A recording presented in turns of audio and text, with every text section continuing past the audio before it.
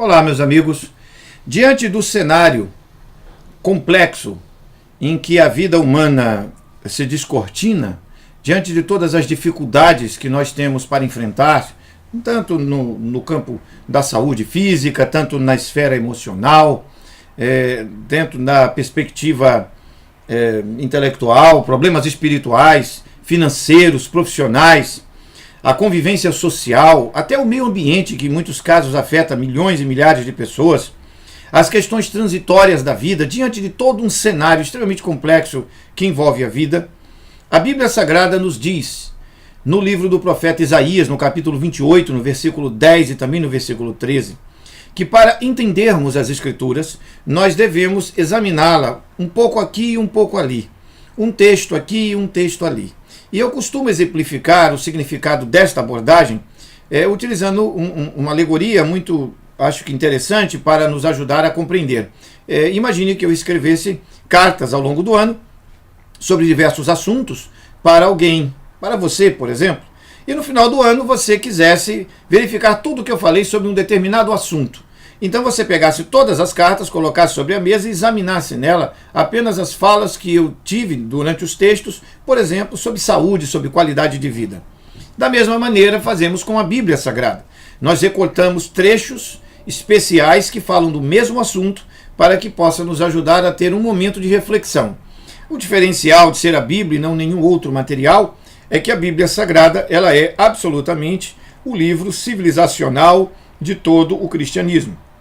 O modelo judaico-cristão que temos de percepções do universo, da vida, do significado ético, de todas as questões, é a Bíblia Sagrada. E é incontestável. São mais de 3.000 anos de existência, já tentaram destruí-la de todas as formas, é inglório, é uma perda de tempo tentar destruí-la. As pessoas individualmente podem até desdenhar do que estou dizendo, ou desdenhar da Escritura. Todavia, milhões e milhões, aliás, bilhões não farão isto. Preferem uma palavra positiva, propositiva e provocativa, que nos faça refletir a nossa própria consciência, a nossa própria vida, ok? Então eu escolhi aqui alguns momentos específicos, curtos, para uma breve reflexão sobre um tema que eu chamo sobre a importância de confiarmos no Senhor existencialmente, de entregarmos a Deus a nossa vida e deixarmos que Ele nos ajude no sentido espiritual de influenciar nossa mente, nossa psique, nossas percepções emocionais e espirituais para encontrarmos o caminho de uma vida satisfatória. O primeiro texto que escolhemos está no livro de Salmos, no capítulo Salmo 119, e o versículo que queremos é o 1 até o 6. Lemos da seguinte forma: Bem-aventurados os irrepreensíveis no seu caminho, que andam na lei do Senhor. Bem-aventurados os que guardam as suas prescrições e o buscam de todo o coração. Não praticam iniquidade e andam nos seus caminhos. Tu ordenaste os teus mandamentos para que os cumpramos à risca. Tomara sejam firmes os meus passos, para que eu observe os teus preceitos. Então não terei do que me envergonhar quando considerar em todos os teus mandamentos. Se tem uma coisa extremamente complexa nesta vida, é que possamos viver uma vida justa, uma vida digna, uma vida honesta, decente. É muito difícil. Como assim é difícil ser honesto, difícil ser justo, difícil ser digno? Exatamente. Nós estamos permeados de um planeta em que por todo lado a mentira, o engano, a falsidade, o adultério, a falta de respeito se espraiam por todos os lados. E todos nós, sem exceção, de alguma maneira somos atingidos por condutas éticas que não são devidas.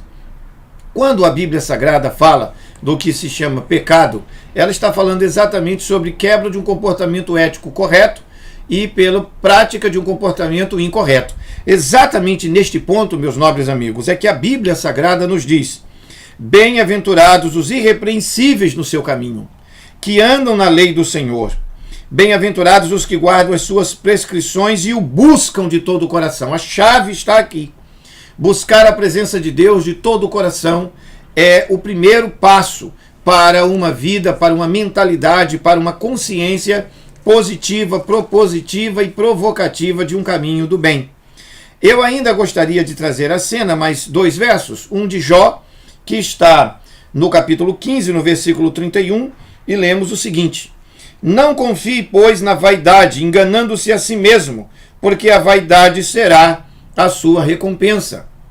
A palavra de Deus diz que nós não devemos confiar em vaidade. O que é vaidade?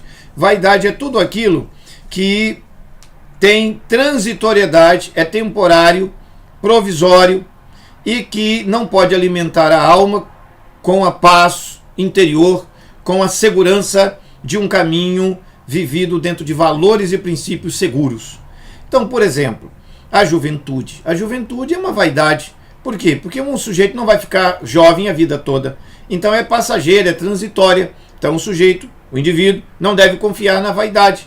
Deve viver os seus momentos? Deve. Mas confiar nela como se fosse o centro da vida, a coisa mais importante, é bobagem, é tolice, própria de pessoas imaturas. Um outro texto muito importante que quero trazer, também no livro de Jó, está no capítulo 4, no versículo 6, em que leio assim: porventura não é o teu temor de Deus aquilo em que confias, e a tua esperança a retidão dos teus caminhos? Então, por que caminho devemos andar?